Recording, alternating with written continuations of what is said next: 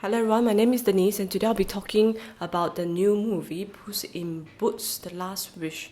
But before that, I would just like to give a quick explanation on why I've been off the YouTube channel for a while. It's been quite a busy December for me. We had to plan for our trip to Japan, to Tokyo Disneyland. Yes, while I was there, I got inspired by the Beauty and the Beast. They had built a new castle. They had this Beauty and the Beast new ride at Disneyland Tokyo, so I'll be making a separate video on that.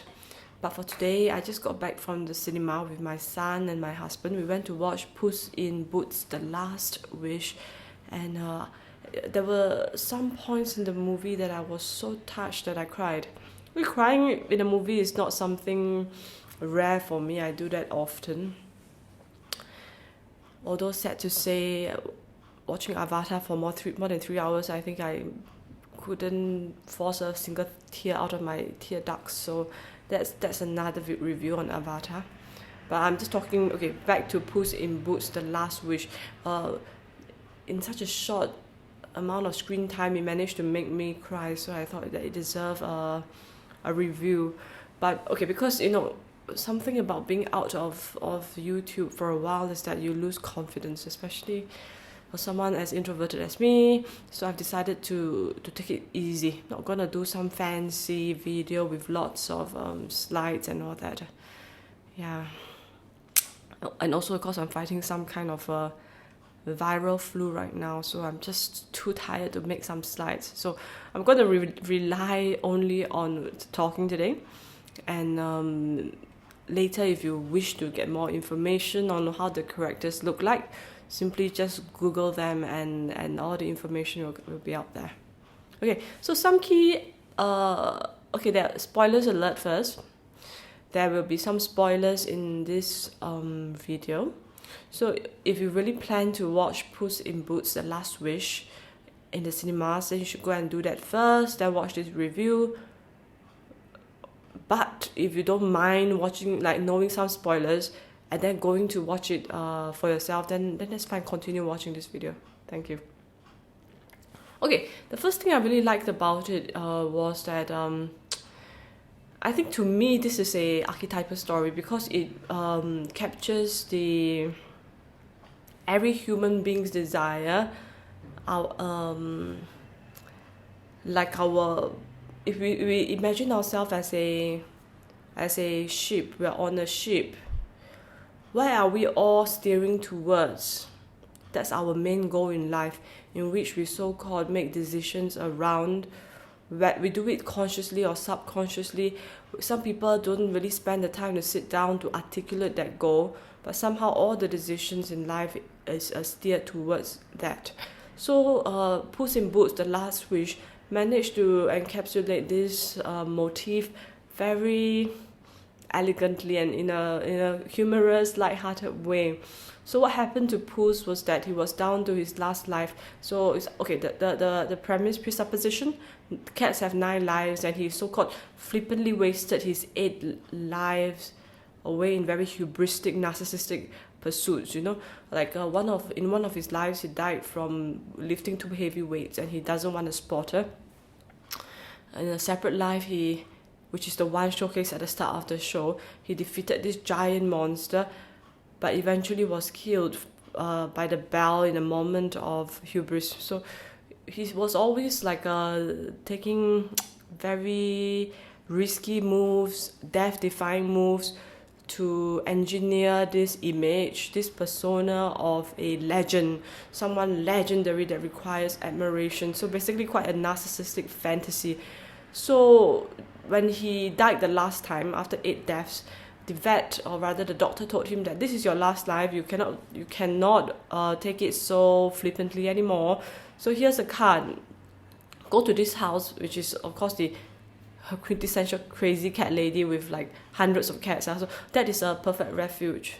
So in a way, it is also like if you and I understand it, this house, this refuge, this sanctuary for cats, this particular place actually is a symbol of things like maybe an old age home, old folks home, right? Like where people go retire, where like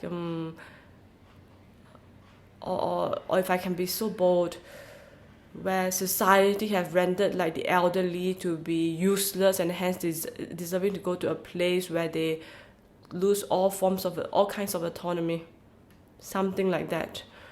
Or so it can be an old folks home, or it could be things like a dead end job that you're just doing the same thing over and over, not really leaning into your talents and living the best life you can to the very end. So basically Puss got scared because not only was he down to his last life, death, which was, how do I call it, personified, it could be, or animanified, yeah, because he became this death was personified in a character of a very scary looking wolf with glowing red eyes, and he was hunting Puss in Boots down. So that you have wasted your 8 lives flippantly. Now I am going to hunt you down, your very last life, and when you die this time, you will really die. So for the first time, Puss felt intense fear, and in result of this fear, he decided to run away. He ran to the crazy cat lady home, which is, like I mentioned, could be old folks home, it could be a dead end job, whatever it is. But many of us understand that that's what we do in life when we get scared, or when we decide to do a job, or to participate in some kind of pursuit in which all our talents, our capabilities are shelved aside just to play it safe. So he had this very dramatic moment where he buried his old gear, like his boots, his hats, his cape, at the backyard of this crazy cat lady house. And he had a funeral, his own funeral eulogy, where he just put Puss in Boots to sleep. Like, you and I, you're dead. Moving forward, I'm just a regular house cat.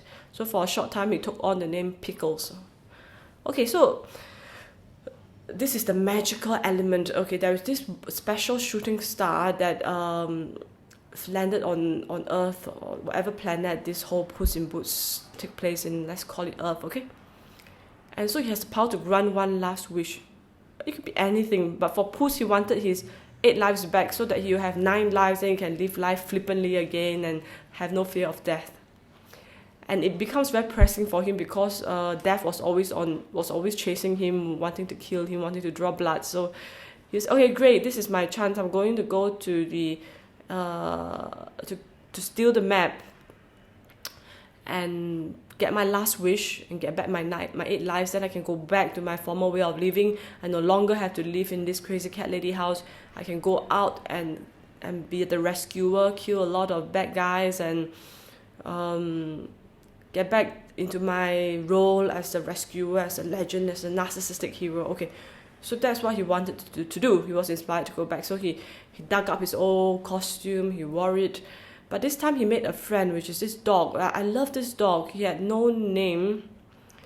In the end of the movie, he was named, but he was just this really very, very happy, very chirpy therapy dog wannabe. You know, whenever Puss felt sad, he would expose his belly and say, "Just rub my belly," and get comforted. My job is to bring you comfort. He is almost, and he's so long-suffering. When he was sharing his own background story, this small little chihuahua, it was so long-suffering, and a part of me thought that, wow, this guy is some kind of really severely histrionic character, but also very touching. Okay, pause here. He's a therapy dog, but because this is a show, he can talk. So he's not only a therapy dog in terms of offering that physical comfort, and like you can pet him when you're feeling down. He actually talks, and he was giving therapy to all the characters in the show as they were pursuing their last wish when they were in the so-called dark forest. It was quite funny, and a lot of things he said was like spot on, and I thought that, whoa, you're a really great therapy dog. So this is one character to look out for, the Chihuahua, that was wearing a really bad cat costume, trying to pretend to be a cat so that he can sneak into the crazy cat lady house to steal free kibbles. Very cute character. So that became Puss in Boots' partner. So as he went to steal the map, he met the Kitty, which is his former lover, which he jilted at the altar. It was quite funny. They had their own romantic bickering and all that. But as the show progressed, there were other interesting characters like Goldilocks and the three bears. So in these shows, right, it takes on like Goldilocks is really an adult. She got adopted by the three bears, and they were in pursuit of the last wish. She was telling them that the premise that if we get this last wish, I'll wish that like our family become this giant, successful criminal family or criminal syndicate. In fact, her real dream is I'm going to go and get the last wish, and I'll wish for the most perfect family. Because for her, she feels like she's the human and the three bears is just not a great family. What she wants was an ideal human family. So it was near towards the end. This is one of the moments that I cried, where because it is a journey really. Once you get to the dark forest, the forest will subject you to, depending on who is holding on to the map. Whoever holds on to the map transforms the whole forest, subject you to all forms of tests before you can get to that final star. So that's a very Jungian kind of motif going on, right? Enter the forest where it's darkest, most scary to you. So yes, that's what was happening. So when Goldilocks held on to the map, then things like the forest of nostalgia and stuff like that started to pop up in the actual forest. It was ever evolving kind of minefield. So we realized that Goldilocks, her inner desire was to have a family, one that was like a human father, human mother, and then her. And she was so determined to get that she was willing to trick the three bears into joining her on this quest, and at the last minute, turn on them and make her wish. So, okay. Towards the very end, when they were all standing on the last, you could call it asteroid, the last shard of that wish, there's Puss in Boots, there's his Chihuahua therapy dog friend, there is Kitty, so that's one team, and there's Goldilocks and the three bears, that's the second team. And the third team is this guy called, I can't remember his name at this moment, brain fog from the flu. This enormous man that talk in a fairly juvenile way. I mean, his voice is juvenile, but the words are adult. And he likes to eat pie, and he has this Mary Poppins bag with all kinds of gadgets and magical tools. Okay, so he's a very menacing man. He just wants to make the final wish to own all the magic in the whole world. Because his backstory is that he comes from a good family with parents who care for him, a great business to inherit, but he still feels empty inside. Okay, so when you come into the scene with this kind of premise, right, it is, of course, you're setting up a stage when you create a character like that you set up a stage for the audience to really be angry with him. Firstly, like, gosh, how can he have such a perfect childhood? So now the audience have less sympathy and empathy for him. I said, in spite of this perfect childhood, you still feel so empty, and you still want to get the last wish for something so preposterous, like owning all magic in the whole world. So he makes it easy for us to hate him. So I guess in that way, right, you could say that the final villain wasn't so nuanced. But with that said, wow, this is a kids show, so I guess they did a fairly okay job managing that one last villain. And also, on that note, right, I just like to pause and go a bit philosophical to talk about that character. He is okay, I've heard this, I can't remember from who. I really think that it's brain fog. Like today I have the ideas, I just can't so-called pull out a lot of names. Okay, but before I go into the perfectionistic self-condemnation streak, I want to just go back into the topic. The topic is, if you have something lacking in your life, let's say you are constantly having pains and sicknesses, then you can sell yourself the fantasy that once I get well, once all these pain and sicknesses are healed, I'm going to be happy, right?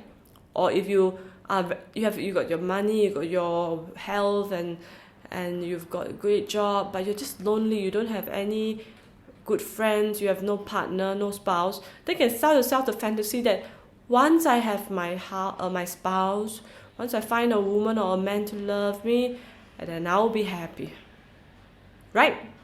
Or let's say if you have your great family and you got a beautiful house, but you're just not really very fulfilled career-wise, it's like, okay, if I get a great job, then I will be happy, right? So then there is something for you to, like, if you're riding on a boat, there's and there's something, a goal for you to steer towards, to drive your boat towards, right? So at least you, as you're moving towards that goal, you get all your hits of dopamine. So life isn't so meaningless. However, like that big guy with the Mary Poppins bag, he is really at the peak. He has everything. He's got all the gadgets in the world. He's got a great thriving business. He's got family who care about him. And yet he's still not happy. And yet he starts to fantasize about something so ridiculous, like if I've owned all the power, all the magic in the world, then I will be happy. Right? So you could say that he's the most miserable person in all the characters in the show, because he can no longer have the, what's that word, indulgence of fantasy that the rest can have, because the rest are obviously lacking in something. That's why that's why they have a goal to move towards, whereas he does not. So he has to make up something very out of this world, which is not uncommon if you really observe the really rich people, the ones that live in giant mansions, own a yacht, 10 cars, and all that kind of property all over the world. It's obvious these very rich people, you realize that they're the most miserable people, because they no longer have that luxury to have that kind of fantasy that, okay, I just have to cure my cancer, I'll be happy. Okay, I just have to earn 1 more million, then I will be happy. Because they've done all that, and yet they're still not happy. Okay? So then, which brings me to the next point that I've been thinking about, because lately I've been rereading Confessions by St. Augustine. The first time I picked it up, I was, I think, reading a Penguin version or something, very difficult translation. The second time, which is now, it's a much easier translation. So as I'm reading it, I realized that St. Augustine really drummed in, like just at the very beginning, he said, our heart is restless unless it rests in you, Lord. So do not fall in love with the creatures of God, but fall in love with the Creator himself. The higher you are towards achieving all these creaturely comforts, and to max it up, like I really achieved all my physical needs, intellectual needs are there, you'll still feel empty. And then the gaping hole of your spiritual needs become very salient. So that's when it penetrates into the realm of invisible things. You don't only want to satisfy yourself with the visible things of this world, but also the invisible things. So I think Augustine was quite good. St. Augustine was very good at saying this, that the world comprises of not only the visible things, but also the invisible things, and our God is the Lord of both categories. But as human beings, we tend to fixate mostly on physical things, right? Although archetypically in our subconscious, our unconscious, the collective unconscious, we are aware of the invisible. And it gets captured even in a child's story like Puss in Boots, The Last Wish. The realm of the invisible was captured in this story. Like they had a special map that would give them access to this place, this special place called the Dark Forest, right? Reminiscent of, maybe if I want to draw quite a far-fetched and connection, be reminiscent of the Garden of Eden. So to go into this special realm, which is ever-changing and evolves to get to the last wish, which is actually in the shape of a star, to make their wish, right? So all that is in the realm of the invisible. And you see a lot of things that they are wishing for, like for Puss in Boots, you want to wish for 8 lives, right? For the kitty, the cat, the soft paws, the girlfriend of Puss in Boots, she wanted to wish for a person that she can finally trust.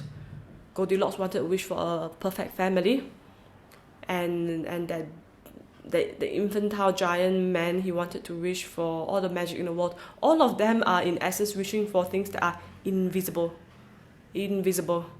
Okay? Remember? So let's go back to Augustine's idea about the world is made up of things that are visible and things that are invisible.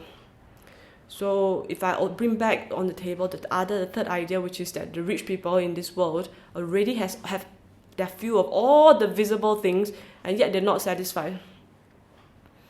And yet the gaping hole of the lack of invisible thing is there, and hence they seek satisfaction, usually by distracting themselves with more visible things. But in this case, in the story, in the main antagonist was to get all the magic in the world. It's kind of nice. Okay, so this is my review of Puss in Boots, The Last Wish. I hope that you found this helpful. I'm not sure if I'm rambling on and on because, and if it really is making any coherent sense now, because still recovering from this virus. But I'm just gonna put this out there still to show you guys that I'm still here, guys. Don't worry about me. So moving forward, let's say if I find this video inadequate, I might remake it or a shortened, more truncated form, maybe with slides. But this will do for now. Okay, thank you so much, guys. So if you like this video, kindly press like, share, and subscribe. God bless.